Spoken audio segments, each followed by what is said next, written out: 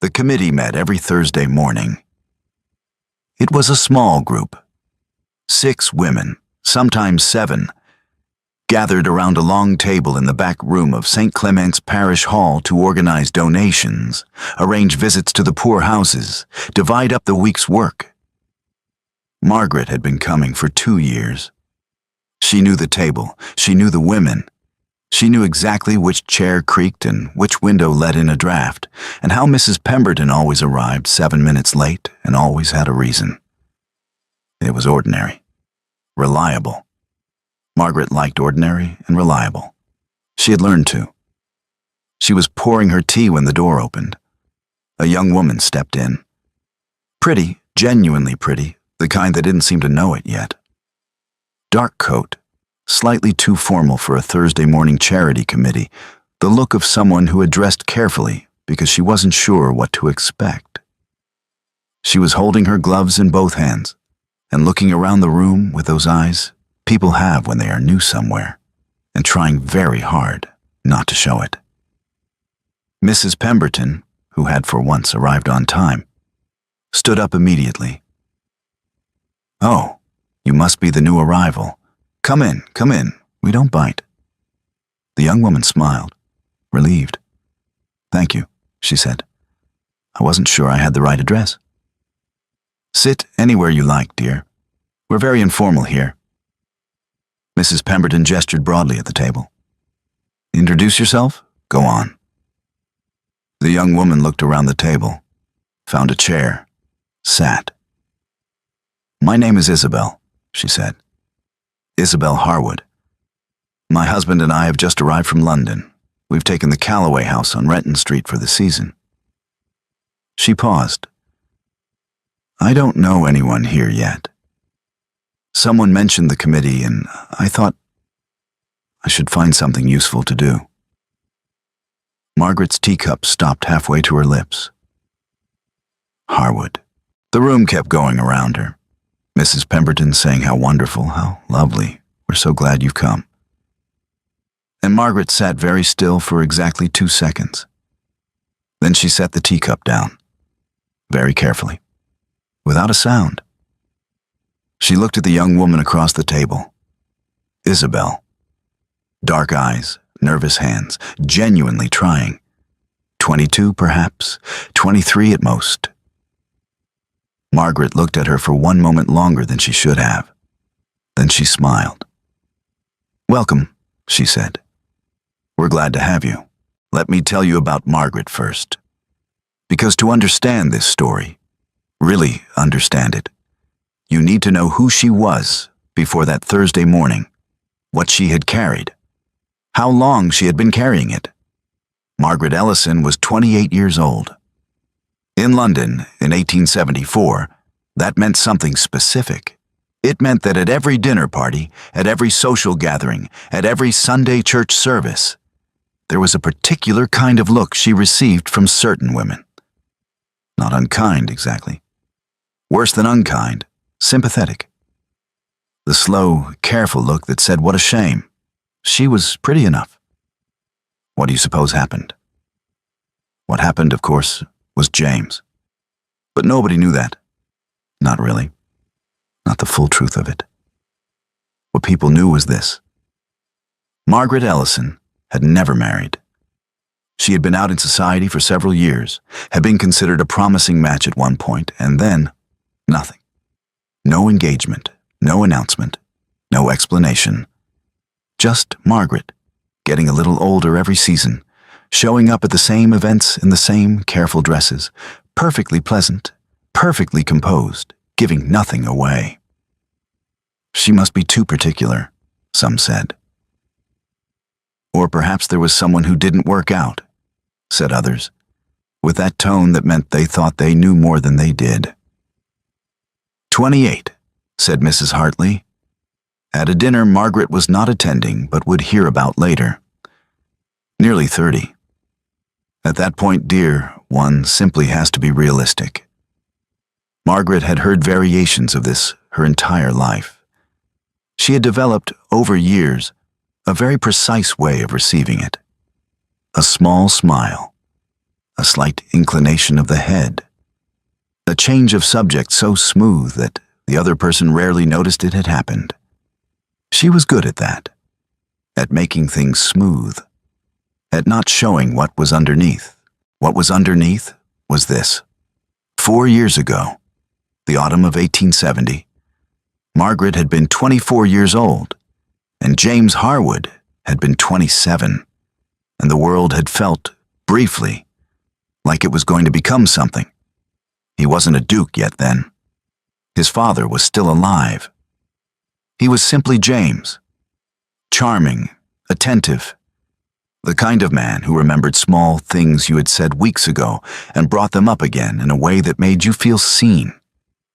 He had sat next to her at 3 consecutive dinner parties that autumn and talked to her. Really talked. Not the performance of conversation that passed for talking in most London drawing rooms. He had looked at her in a particular way. You know the way. You've seen it or felt it. That look that says you, specifically, are the person I want to be in this room with. Margaret had believed it. She had believed it when he left for the continent that November. Business, he said. Family matters. He would be back in the spring. She had believed it when spring became summer, and summer became autumn again, and the letters slowed and then stopped. She had told herself there were reasons. She had told herself she was not the kind of woman who fell apart over a man who hadn't even formally declared himself. She had been right about that last part, at least. She hadn't fallen apart. She had simply waited, quietly.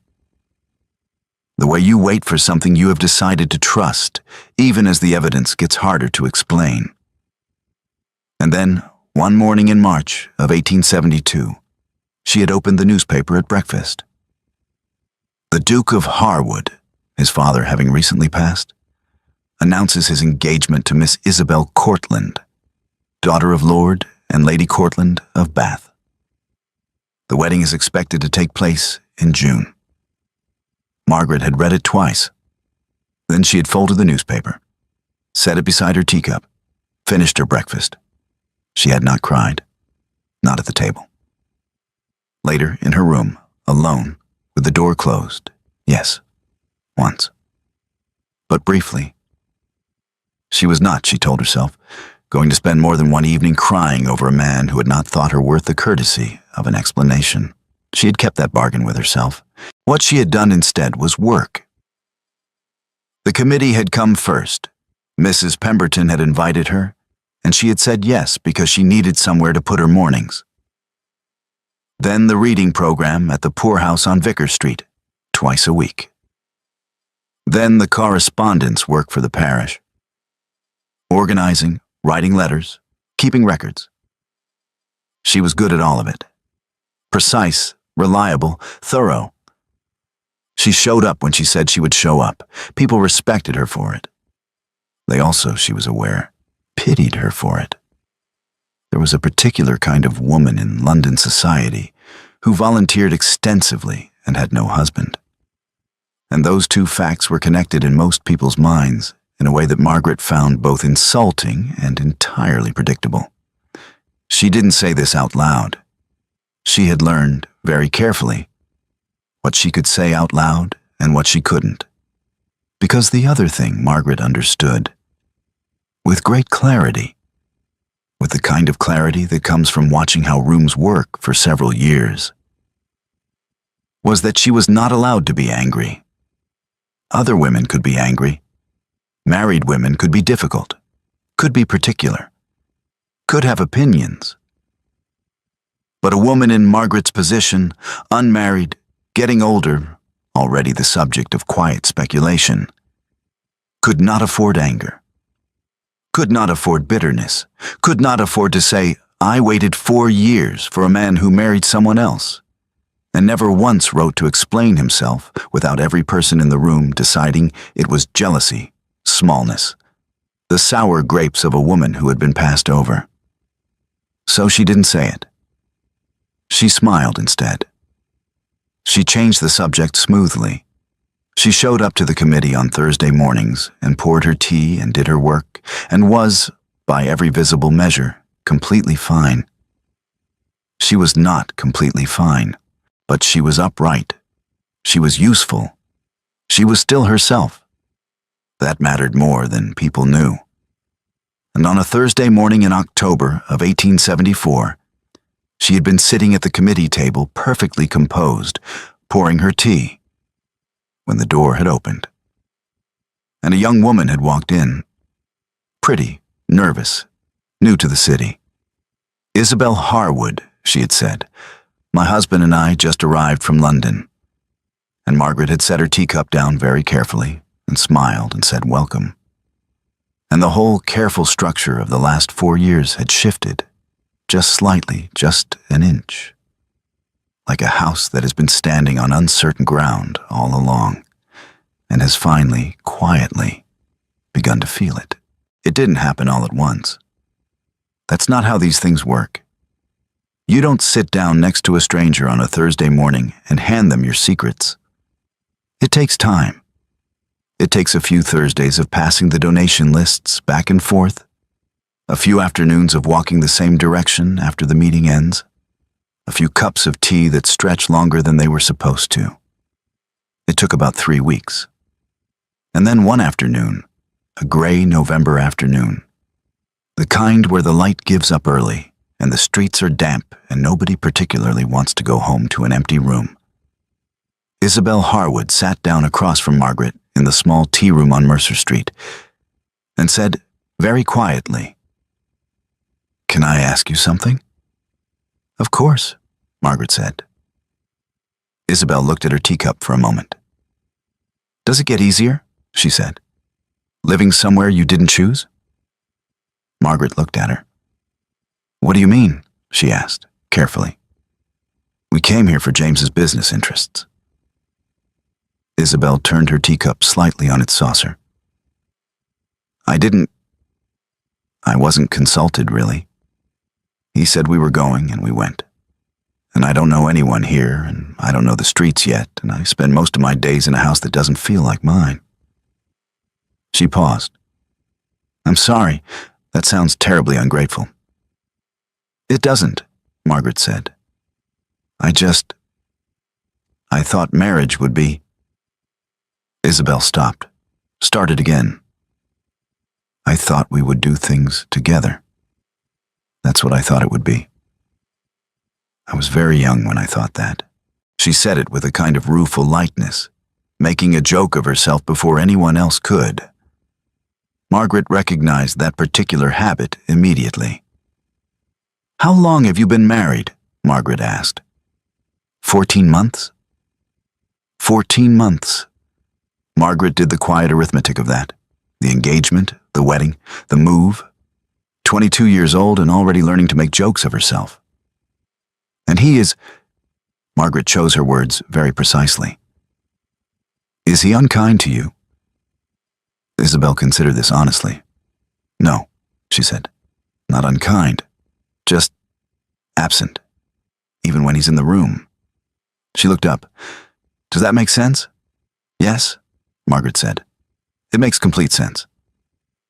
Isabel seemed to relax slightly, the way people relax when they have said something they were afraid was too strange, and discovered it wasn't strange at all. "Everyone tells me I'm very lucky," she said. "He's a duke. We have a beautiful house. I want for nothing, materially." She said the last word carefully, as if she had only recently learned to add it. "So, I feel I'm not allowed to find it hard." Margaret was quiet for a moment. She thought about standing in front of a mirror in her bedroom in March of 1872, reading a newspaper announcement twice, folding it neatly, going downstairs to finish her breakfast. She thought about the last 4 years of Thursday mornings and smoothly changed subjects and smiles that cost more than anyone knew. She thought about the particular cruelty of being told you are lucky when you are not happy. "You are allowed," Margaret said. "Whatever anyone tells you." Isabel looked at her. You don't think I'm being foolish? No, Margaret said. I think you're being honest. That's harder than it sounds. Something shifted in Isabel's face. A small shift, the way a door opens just slightly when someone finally tries the right key.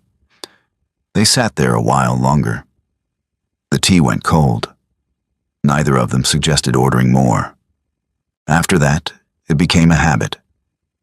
Thursdays at the committee, and then often, not always, but often, tea afterward, or a walk if the weather allowed. Margaret was careful, always, about how much she offered and how much she asked. She didn't push, she didn't pry. She simply was there. Consistent and present and genuine in the way that Margaret was genuine about most things. And Isabel, who had nobody else, opened up the way young women open up when they find someone who listens without judgment and doesn't immediately tell them what they ought to feel. She talked about James. Not in dramatic terms. There was no violence, no cruelty, nothing that would have made for a clean story. It was all much more ordinary than that, and therefore, Margaret knew, much harder to explain to people. He had been different before the wedding, Isabel said. Attentive, present. He had remembered things she said, brought them up later, made her feel seen. Specifically seen the way you feel when someone is paying attention to you and not just performing attention. Margaret listened to this without moving her face. And after? She said. After, I don't know. It was gradual, like a lamp being turned down slowly. You don't notice it moment to moment, but one day you look up and the room is dark. Isabel looked out the tea room window. He married me because my father's connections were useful. I understand that now. I was 20 years old and I didn't understand it then. Did he tell you that? Not in words? Isabel's mouth curved slightly, not quite a smile. Men like James don't say these things in words. Margaret looked down at her gloves on the table. No, she thought. They don't. What do you want to do? Margaret asked. Not what you ought to do. What do you want? Isabel looked surprised, as if the question itself was unusual. Perhaps it was. Perhaps nobody had asked her that in a very long time. I want, she started, stopped. I want to feel like a person, she said finally. Not an arrangement. Margaret looked at her across the small tea room table. This young woman, 22 years old, 14 months married, already learning to make herself easy to deal with. Then be one, Margaret said quietly. Regardless of what he does or doesn't do. That's yours. He can't take it. Isabel was quiet for a moment. How do you do it? She said. You seem so settled. In yourself, I mean? Like nothing touches you. Margaret almost laughed. Things touch me, she said carefully. I've simply had practice not showing it. Isabel nodded slowly, as if she was filing this away. They walked home in different directions that evening. Isabel toward Renton Street. Margaret toward the smaller house on Aldgate Lane that had been hers since her father died, and that she had learned, slowly, to think of as enough. Margaret walked the whole way without looking back. She was doing something she had never quite done before. She was helping a woman navigate a man she herself had loved. She was giving the best advice she had, honestly, carefully, with no agenda. She was very aware, not telling the whole truth. And she didn't know yet, she genuinely didn't know, whether that made her good or whether it made her a coward. Perhaps, she thought, turning her key in the front door, it made her both. December came. The committee work got busier around Christmas.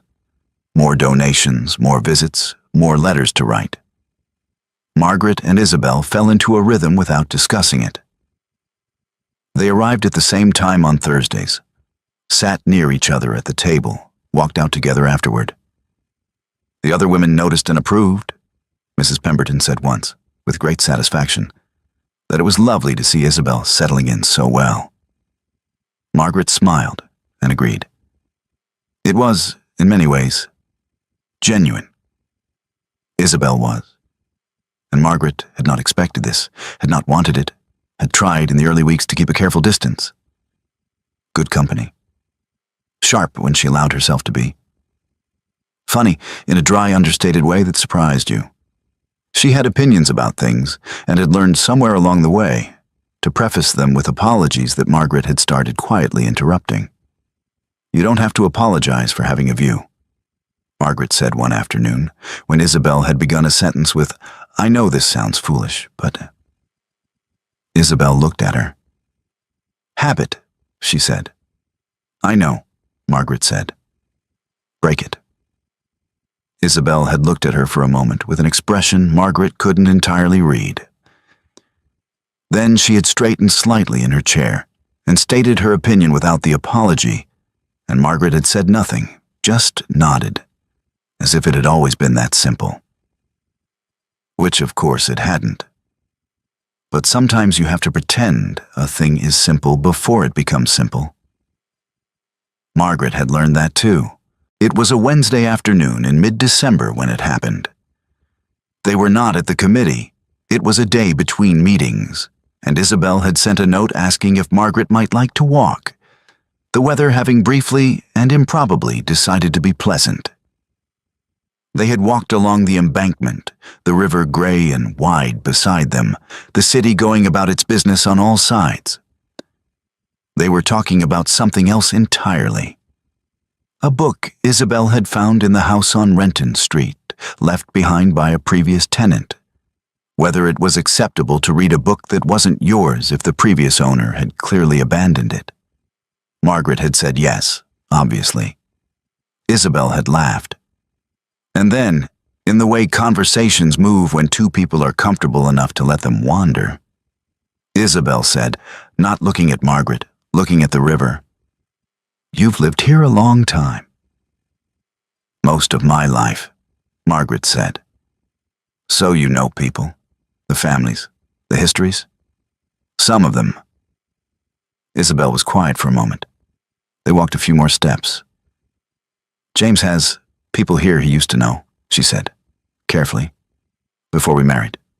He doesn't talk about it much, about his time here. She paused.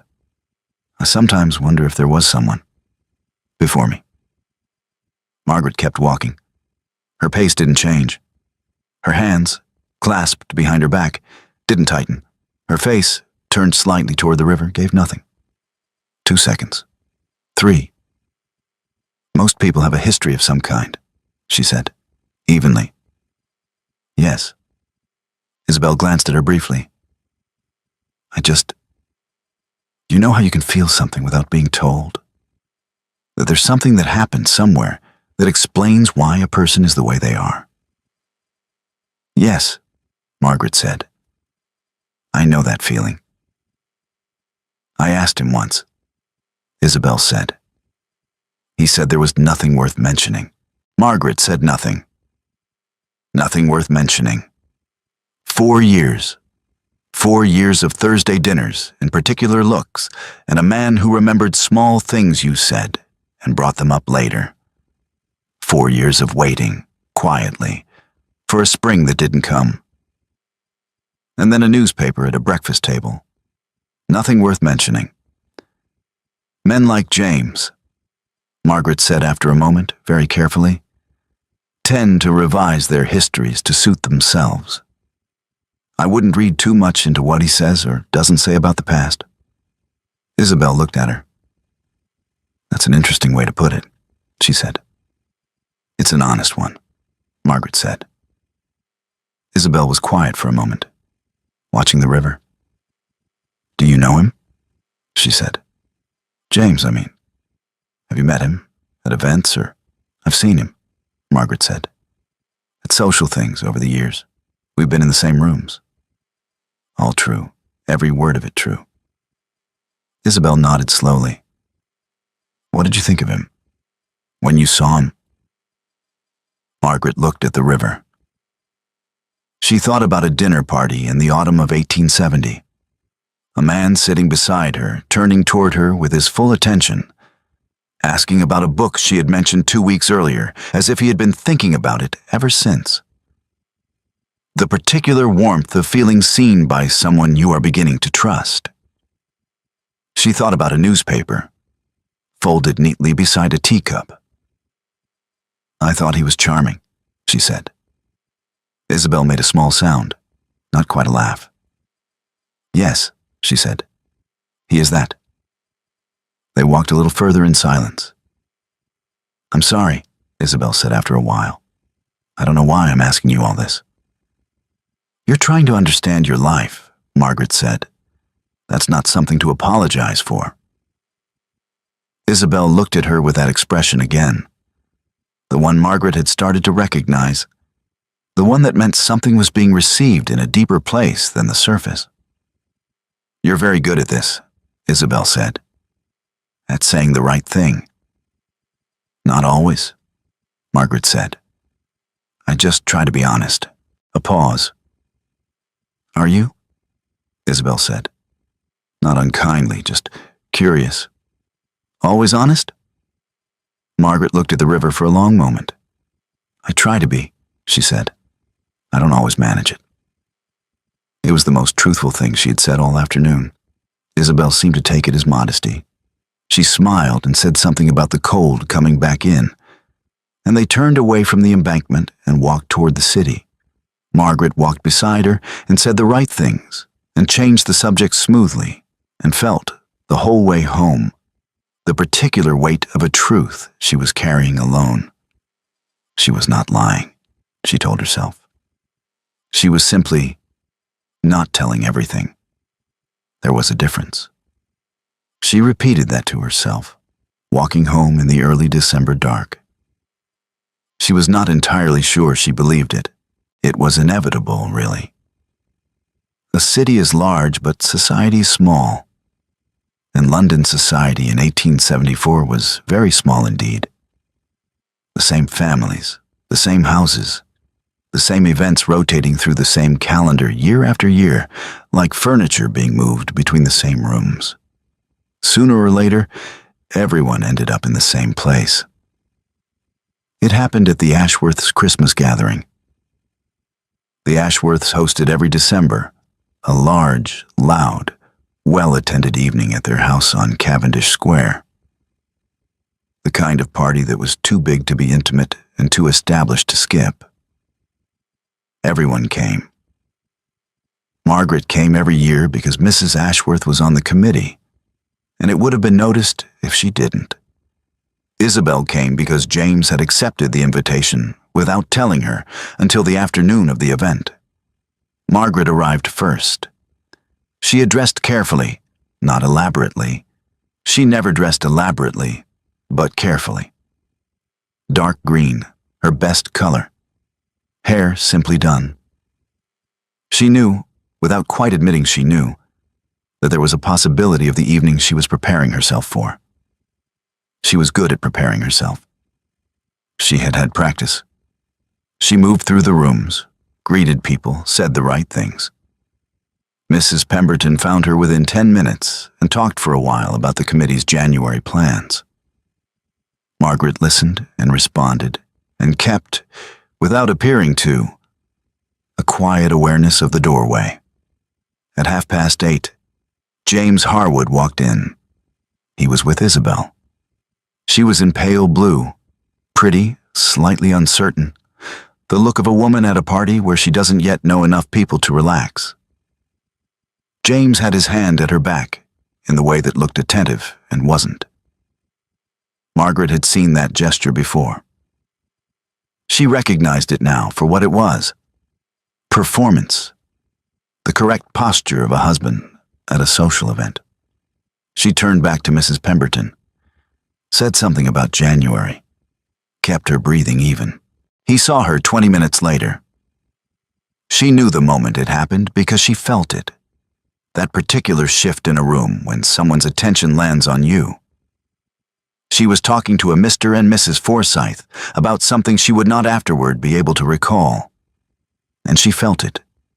And she finished her sentence and turned her head slightly. And there he was, James Harwood, across the room, holding a glass, looking at her, 4 years older, a little broader in the shoulders, the same face, handsome, composed, the face of a man who had always been comfortable being looked at. For exactly 1 second their eyes met. Then he looked away. Margaret turned back to the Forsyths. Her heart was doing something unpleasant. She noted it the way you note weather. Ah, there it is. And continued the conversation about whatever it had been about, and did not look across the room again. He made his way to her eventually. Of course he did. In a room that size, with the history between them, avoiding each other entirely would have been its own kind of statement. It happened near the fireplace, in a brief gap between conversations. He appeared beside her with the ease of a man who had never in his life been uncomfortable approaching someone. "Miss Ellison," he said. "Lord Harwood," she said. "Your Grace," she should have said. He was a duke now. She had said it deliberately, and she watched him register it. A slight thing, barely visible, but there. "It's been some time," he said. "It has," she agreed. A pause. The fire crackled beside them. Around them the party continued. Laughter, glasses, the particular noise of a room full of people performing enjoyment. "You look well," he said. "Thank you," she said. "So do you." She met his eyes when she said it. Steady, warm enough to be polite, cool enough to be honest. She had practiced this. Not this specific conversation, but conversations like it, in her head over 4 years. All the versions of what she would say if she ever found herself standing beside him again. None of them had gone quite like this. In her head, she had always said more. But looking at him now, she found she had nothing to add. Nothing that would change anything. Nothing that he deserved. So she said, "So do you," and held his gaze and let the silence sit there between them for just a moment longer than was comfortable. He was the one who looked away first. "I hear you've met Isabel," he said. His voice had shifted slightly, lighter, moving away from whatever the previous moment had been. "She mentioned the committee." "She's been a wonderful addition," Margaret said. "Very capable." "Yes." Something crossed his face, not quite discomfort, something vaguer than that. "She mentioned you specifically? Said you'd been kind." "She's easy to be kind to," Margaret said simply. James looked at her for a moment. She looked back. And in that look, in that brief, quiet exchange over the noise of the Ashworths' Christmas party, everything that had never been said between them was present. 4 years of it. The autumn dinners, and the particular looks, and the November departure and the silence that followed, and the newspaper in March, and the 4 years after that. All of it, sitting there between them. He knew that she knew. She knew that he knew she knew. And neither of them said a word of it. "Enjoy your evening, Miss Ellison," James said. "And you, Lord Harwood," she said. He moved away into the party. Margaret stood at the fireplace for a moment, looked at the flames. Then she straightened, set her glass down on the mantelpiece, and went to find Isabel. She found her near the window at the far end of the room, standing with a woman Margaret vaguely knew, looking mildly relieved to be extracted. "There you are," Isabel said, with genuine warmth. "Here I am," Margaret said. "Are you surviving?" "Barely." Isabel leaned slightly closer and said quietly, "I don't know half these people, and the other half keep asking me what I think of the city as if I haven't been here 6 weeks, and haven't formed an opinion yet. Have you? Several. None of them polite. Margaret laughed, really laughed, briefly. Isabel looked pleased with herself. They stood together at the window for a while, talking about nothing important, the party moving around them. At one point, Margaret glanced across the room and saw James watching them. Not her. Them. Both of them together. His expression was unreadable. She looked away. Later, much later, walking home in the cold December night, her breath making small clouds in the dark, Margaret thought about that look on his face. That brief, unreadable moment of a man watching his wife talk to the woman he had left behind. She wondered what he felt. She found, to her quiet surprise, that she didn't particularly care. That was new. She found out what he said 3 days later. Isabel told her at Thursday's committee, in a low voice, while the others were distracted with the donation lists. "James mentioned you," she said, "after the party." Margaret kept her eyes on the list in front of her. "Did he?" "He said—" Isabel hesitated.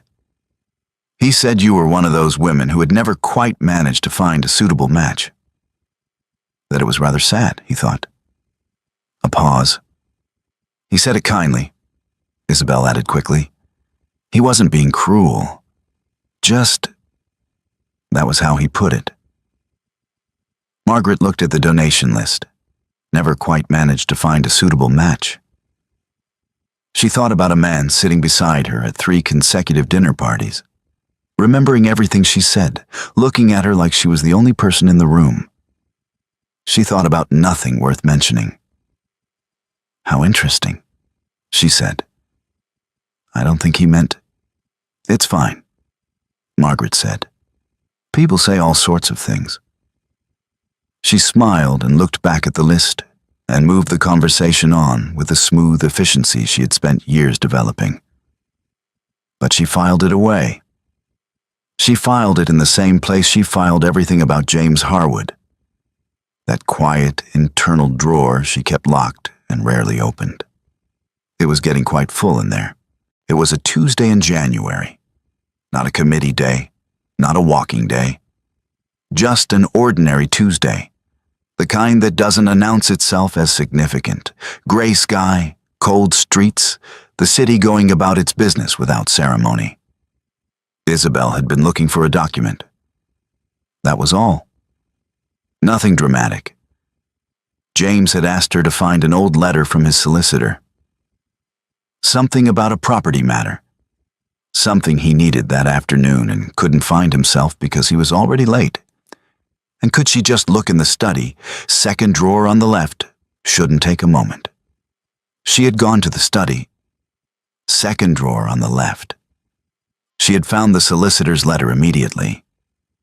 It was right on top, which meant James had either forgotten he'd already found it or had never looked.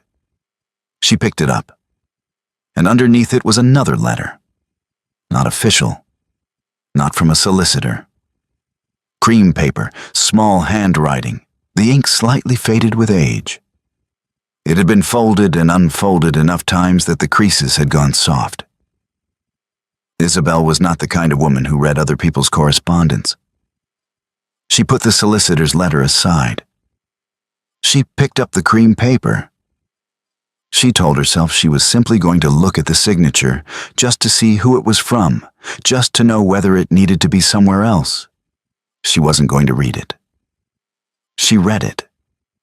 It was from a woman, not a recent letter. Dated the autumn of 1870.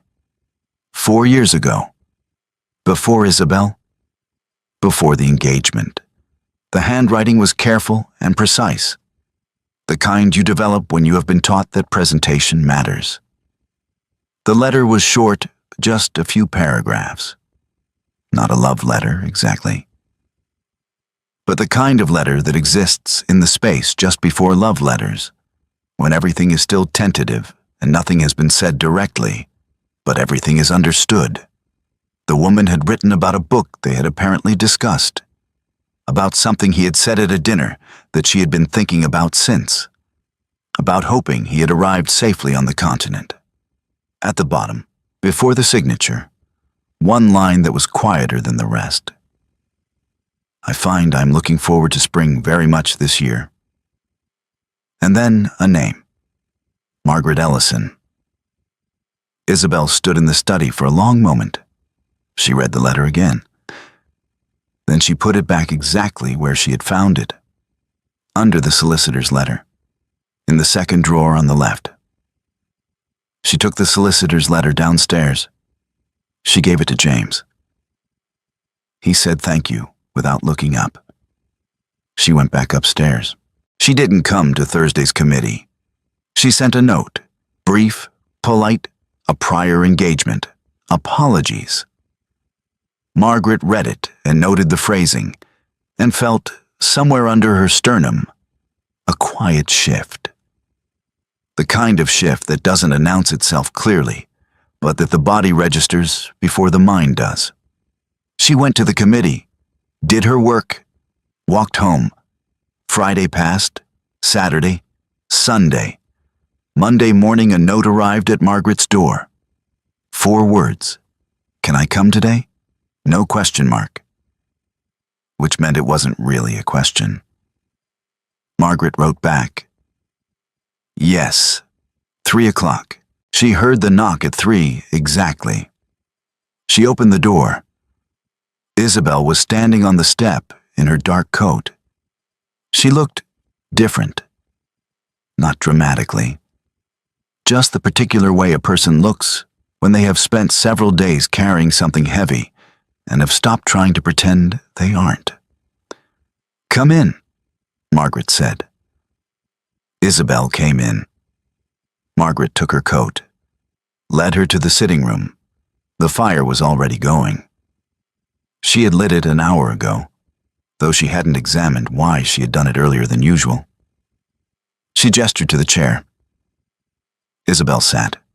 Margaret sat across from her. Neither of them said anything for a moment. Then Isabel said, quietly, looking at her hands, I found a letter. Margaret was still. In his study, Isabel said. A letter from 4 years ago, from before we were married. She paused. From you. The fire made a small sound. Outside, a cart went past on the street, wheels on the cold stone, and then it was quiet again. Margaret did not look away. She did not explain immediately, did not rush to fill the silence, did not perform surprise or confusion or any of the things that would have been easier.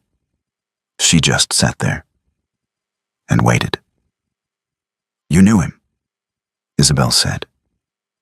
Her voice was still quiet, still controlled, but underneath it, something tight, something that had been wound carefully for several days and was now very close to the limit of what careful could hold. You knew him, and you never said. You listened to me, all these weeks, all those conversations, all the things I told you about my marriage. And you sat there, and you knew, and you said nothing. Yes, Margaret said. Isabel looked up. That's all? She said. Yes. You haven't asked me a question yet, Margaret said gently. You've told me what you know. Ask me what you want to know. Isabel looked at her for a moment. Something moved across her face, the tight thing pulling. Did you love him? She said. The fire, the street outside, the sitting room, quiet and warm, with its 2 chairs and its ordinary furniture, and the weight of everything that had never been said settling into it like weather.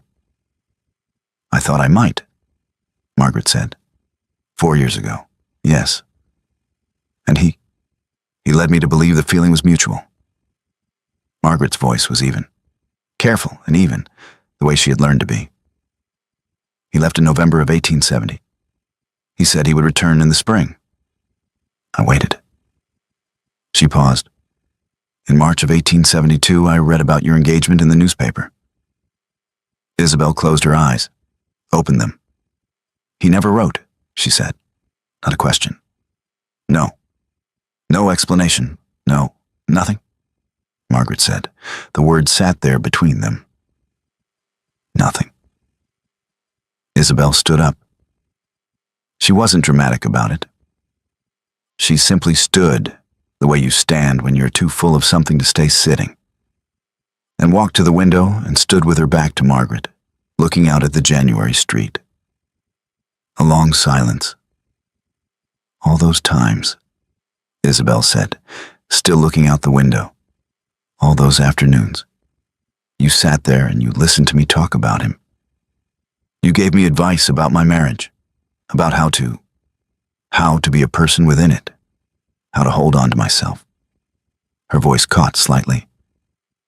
And the whole time you were trying to help you, Margaret said. That part was real. Isabel turned around. How am I supposed to believe that? You're not obligated to, Margaret said. I can only tell you what was true for me. I didn't tell you because your situation had nothing to do with mine. You came to me with a difficulty and I gave you the best counsel I had. Every word of it honest. Every word of it genuinely meant. She paused. I didn't tell you because I knew exactly what would happen if I did. You would assume my advice was contaminated. You would wonder whether I had ulterior motives. You would not be able to hear anything I said without filtering it through what you knew about my history with him. She looked at Isabel steadily. And I also knew what society would say. That I was a bitter woman trying to poison a young wife against her husband out of jealousy. That everything I did or said was about him. She stopped. I have spent 4 years trying not to become that story. I was not willing to hand people the material for it. Isabel stared at her. So you protected yourself, she said. I protected both of us, Margaret said, whether you believe that or not. The room was very quiet. Isabel picked up her gloves from the arm of the chair. She did it slowly, the way you do things when your hands need something to do. I need to think, she said. Of course, Margaret said. I can't. Isabel stopped, started again. I don't know what to do with this. You don't have to know right now. Isabel looked at her. One long, searching look, the kind that is trying to find something specific and isn't yet sure whether it has found it. Then she walked to the door. Margaret didn't follow her. She sat in her chair and listened to the sound of the hallway, the coat being lifted, the front door opening. A pause. Then Isabel's voice, from the hallway. Very quiet. Was any of it... Did you... A breath. Were you my friend? Actually? Margaret looked at the fire. Yes, she said. That was the realest thing in all of it. The front door closed. Margaret sat in the quiet sitting room, in the chair by the fire, with the January light going thin in the windows. She didn't move for a long time. The weeks that followed were very quiet. No notes, no Thursday walks afterward. Isabel still came to the committee. Margaret had half expected her not to, had prepared herself for the empty chair. But she came, and she sat, and she was polite in the careful way that meant she was managing something. They spoke when the work required it. They did not speak otherwise. Margaret did not push. She understood.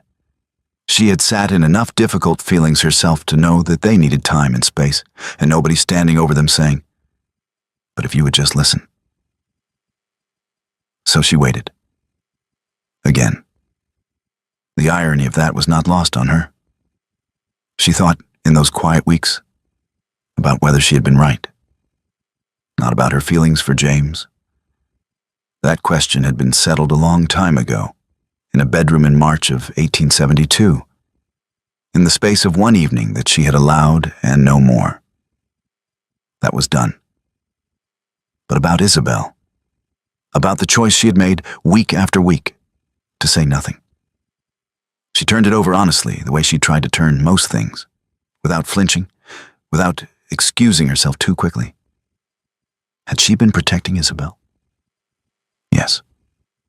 Genuinely. Had she also been protecting herself? Yes.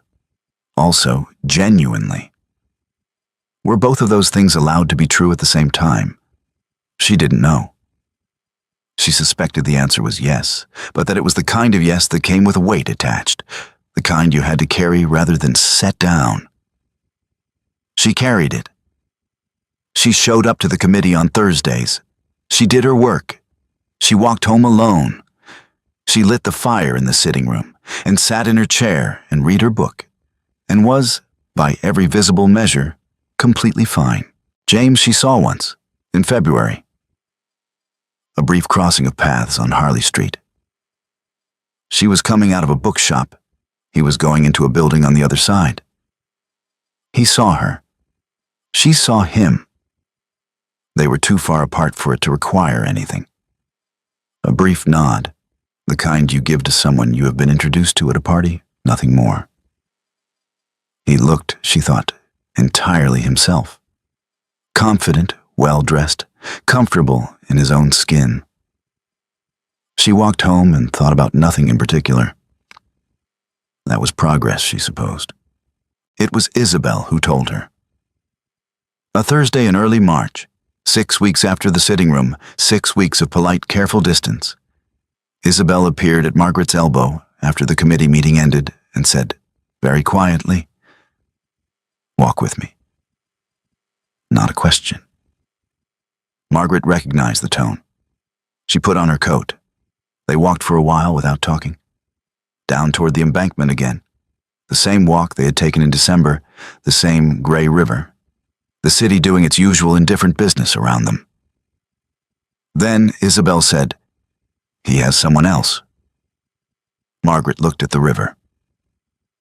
"I've known for about 3 weeks," Isabel said. I wasn't ready to say it out loud. She paused. "A widow. She lives in Kensington. He has been visiting her since November at least, probably longer. November, before Christmas, before the Ashworths' party." When he had stood beside Margaret at a fireplace and looked at her with 4 years of unspoken history between them, and then gone back across the room to his wife. "Isabel," Margaret said. "Don't," Isabel said, gently but firmly. "Don't apologize. Don't say you're sorry. I don't want that right now." Margaret closed her mouth. "I want to understand something," Isabel said. She was looking at the river, her hands clasped in front of her, her voice steady in the way that costs a great deal. "When you advised me, all those months, when you told me to hold on to myself, to be a person regardless of what he did, to not make myself smaller." She paused. "Was that advice about him? Because you knew what he was?" Margaret thought about it, honestly. "Partly," she said. "And partly it was the truest thing I knew, regardless of him." Isabel nodded slowly. "I've been thinking about what you said," she said. "That last day in your sitting room." A pause. "That it was the realest thing, being my friend." "It was," Margaret said. "I believe you," Isabel said. Margaret looked at her. "I was angry," Isabel said. There are moments when I'm still angry. Not at you now, at him, at the situation, at being 22 years old and already having to learn this particular lesson." She exhaled slowly. "But I kept thinking about everything you said to me, over all those months, and none of it, not a single thing, pointed me toward him. Everything pointed me toward myself." She glanced at Margaret. "A woman who wanted to ruin my marriage would not have done that." The river moved beside them, cold and wide. "No," Margaret said quietly. "She wouldn't have." They walked a little further. "I'm going to speak to a solicitor," Isabel said. About the marriage, about what my options are. She said it matter-of-factly, the way she had learned to state things without apology. Margaret noticed that, filed it away with quiet satisfaction. My father will be difficult about it. James will be more difficult. But I think... She stopped. I think I would rather have a difficult year than a long and diminishing life. Margaret looked at her. This young woman, 22 years old, 14 months married, who had arrived at a Thursday committee meeting in October, not knowing anyone, holding her gloves in both hands with that look of someone trying very hard not to show they were lost. Yes? Margaret said, simply. You agree? Completely. Isabel was quiet for a moment. Then she said, and there was something different in her voice now, something that was almost under everything, almost light. You should have told me. I know, Margaret said. Earlier. From the beginning. I know. I might have been angry then too, but I would have understood faster. Probably. Margaret agreed. A pause. Don't do it again, Isabel said. Whatever comes next, if we are going to, just don't. I won't, Margaret said. Isabel looked at her. And for the first time in 6 weeks, for the first time since a sitting room and a closed front door, and was any of it real, she smiled. Small. Tired. But real. Good, she said. They walked the rest of the embankment in something that was not quite the old ease and not quite something new. Something in between, which is where most real things live. The awkwardness of people rebuilding something carefully, with the knowledge of what it costs to lose it. At the end of the walk, they stopped at the corner where their routes divided. Isabel pulled her coat tighter against the March wind. Same time Thursday, she said. Same time Thursday, Margaret said. Isabel nodded, turned to go, then stopped. Margaret? Yes, for what it's worth. She looked back, the wind moving her hair. I think you were very brave, to say nothing all that time. Not because it was easy, because it clearly wasn't, but because you decided his story wasn't going to be your whole story. A pause. I want to learn to do that. Margaret stood on the corner in the March wind and said nothing for a moment. You already are, she said. Isabel held her gaze for one more second. Then she turned and walked toward Renton Street. Margaret watched her go. Then she turned in the other direction, toward Aldgate Lane, toward the small house that had been hers since her father died, and that she had learned, slowly, to think of as enough. And walking home through the cold March afternoon, for the first time in a very long time, she thought, enough might not be the ceiling. It might just be the floor. Let me tell you what happened to James first, because he deserves exactly as much of this story as he earned. Which is not very much. The widow in Kensington lasted 8 months. She was clever enough eventually to see what she was dealing with. A man who was very good at the beginning of things and had no interest in what came after. She ended it quietly, with more dignity than he deserved, and moved to Edinburgh the following year and was, by all accounts, considerably happier. After that there were others. There were always others, with men like James. A pattern once established doesn't break itself.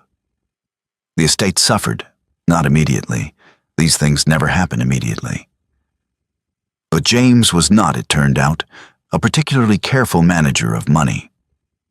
He was good at acquiring things and poor at maintaining them. The Yorkshire properties were mishandled. 2 investments went badly. A third went worse. By 1878, the solicitors were having conversations that would have been unthinkable 4 years earlier.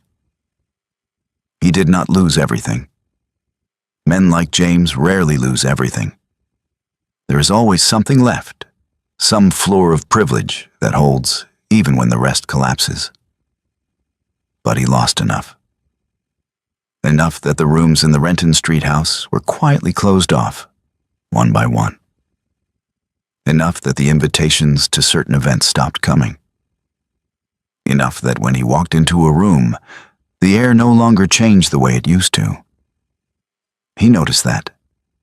Margaret heard through the particular channels that information travels in a small society, that he had mentioned it to someone. That things were different now. That people were different. That he couldn't quite account for why. She could have accounted for it. She didn't. He was not unhappy exactly. He was something duller than unhappy. He was diminished. A man who had coasted on charm and expectation for 30 years and discovered, somewhere in his mid-30s, that charm has a shelf life and expectation runs out. He never wrote to Margaret. She had not expected him to.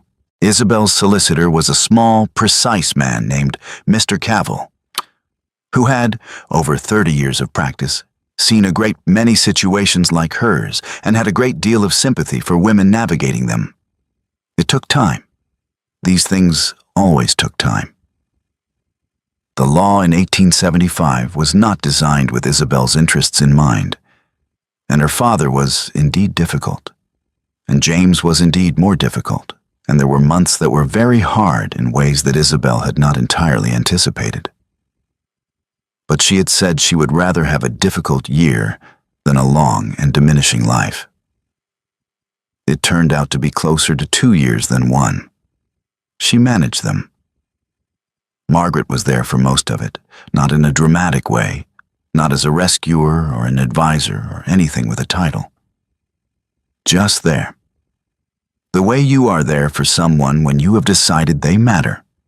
Thursdays at the committee, tea on ordinary afternoons, the occasional letter when Isabel was staying with her family in Bath and needed someone to write to who would be honest. Isabel's father came around, eventually. Not quickly and not gracefully, but he came around. Her mother had always been more sensible and had been quietly supportive from the beginning in the way that women support each other when the men aren't looking. By 1877, Isabel was living in a small house in Bloomsbury that she had chosen herself. It had a garden, not a grand one, just a narrow strip of London garden with 2 rose bushes and a wall with ivy on it. And she had planted things in it in the spring with the focused satisfaction of someone doing something for the first time that should have been available to them all along. She wrote to Margaret about the garden at length. Margaret wrote back that she had strong opinions about roses and would come and share them in person, which she did on a Saturday in May. And they had argued cheerfully about pruning for an hour and a half. And it had been, Isabel wrote afterward, one of the nicest afternoons she could remember. And Margaret. Let me tell you about Margaret last. Because she deserves to be last, the final word, the one you carry out of the story with you. She was 31 years old in the spring of 1877. Society had largely given up on her by then, in the particular way society gives up on women who refuse to be what is expected of them. Not with hostility, just with a kind of baffled withdrawal, as if she had opted out of a game they didn't know how to play without her participation. She didn't mind. She had her house, her committee work, her books. Isabel, who had become, quietly over time, through difficulty and honesty and a walk along the embankment in March, something that Margaret did not have a precise word for, because Friend felt both accurate and insufficient. She had, she realized, on an ordinary Tuesday morning in April, a life. Not the life she had imagined at 24, sitting at dinner parties, believing in particular looks from particular men. That life had never arrived. It had gone to someone else's newspaper announcement and stayed there. But this one was hers in a way that life had never quite been before. Chosen mostly. Honest mostly. Held together not by waiting for something to begin, but by the daily decision to keep going, keep working, keep showing up to the committee on Thursday mornings and pouring the tea and doing the thing in front of her. She thought about James occasionally, less than she used to, much less. He surfaced sometimes, a name mentioned in passing, a face glimpsed at a distance. And she noted it the way you note old weather. Ah, yes, that happened. And then the day continued. She did not regret waiting for him. That surprised her when she understood it. She had expected somewhere in the long years of it to arrive at regret, to look back and think, what a waste of time, what a cost, what did it take from me? But it hadn't only taken, it had also, and she turned this over carefully, because she was an honest woman, and honesty required acknowledging the uncomfortable things. It had also made her. The waiting and the loss and the 4 years of learning to be upright and useful and real in the absence of what she had hoped for. It had made her the person who could sit across from a young woman in a tea room and say, "You are allowed," and mean it. The person who could carry a difficult truth for months because she had decided someone else's well-being mattered. The person who could open a door on a cold January afternoon and sit quietly and let the hard thing be said and not collapse under it. She would not have chosen it, but she had been shaped by it. And the shape, she thought, was not bad. On a Thursday morning in April, she arrived at the committee to find Isabel already there, which was unusual. Isabel was reliably, cheerfully 5 minutes late. She was at the table with a letter in her hand and an expression Margaret couldn't immediately read. "What is it?" Margaret said, sitting down. Isabel looked up. "My cousin writes," she said, "that there is a position available at a school in Edinburgh, teaching literature." She paused. 2 girls, 12 to 17. She looked at the letter again. Apparently, they are looking for someone with no formal qualification, but significant. She wrote significant personal conviction. A small pause. "I think that might be me." Margaret looked at her. "Edinburgh," she said. "Yes, that's quite far." "It is," Isabel agreed. "It's also quite far from everything I've been trying to put distance between myself and..." She set the letter down on the table. "I think I want to go." Margaret was quiet for a moment. She thought about a young woman walking into a committee room in October, pretty and nervous and holding her gloves in both hands. About tea going cold on too many afternoons to count. About a front door closing in January and the long, quiet months after, and a walk in March, and same time Thursday, sat at a windy corner. "Then go," she said. Isabel looked at her. "You're not going to tell me to think about it carefully?" "You've thought about it carefully," Margaret said. "I can see it in your face. You've been thinking about it since before you got this letter." She looked at her steadily. "Go teach girls literature in Edinburgh. It sounds exactly right." Isabel was quiet. Then she said, and her voice was different, softer than usual. The way voices go when something matters more than composure. "I wouldn't have gotten here without you.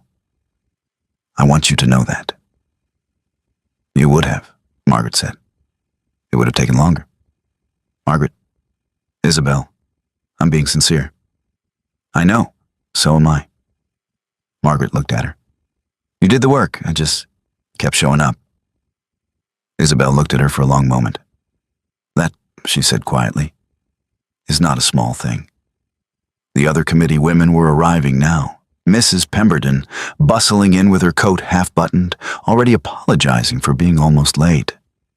The room filling up, the ordinary Thursday machinery beginning. Margaret looked at the donation list in front of her, then at Isabel. "Write to me," she said. "From Edinburgh." "Every week," Isabel said, "whether you want me to or not." "I'll want you to," Margaret said. Mrs. Pemberton called the meeting to order. They both turned to face the table. Outside, through the parish hall windows, the April morning was doing what April mornings do. Uncertain light, the suggestion of warmth, the city waking up into another ordinary day that was not, if you were paying attention, ordinary at all. Margaret picked up her pen and began. She had waited 4 years for the wrong person and found, on a Thursday morning in October, that the right ones had been walking in all along. Not the life she had imagined, but hers. Completely. Finally. Hers. Thank you for being here and following this story all the way through. It means a lot to have you with us until the very end. I hope the story stayed with you in some way, wherever you're listening from. Let us know your city and what you thought about the story. Oskark, we read every comment. We're always working to improve this channel and bring you even better stories. If you'd like to support us and be part of that journey, you can join the channel as a member for a small fee. And don't forget to subscribe so you won't miss what comes next.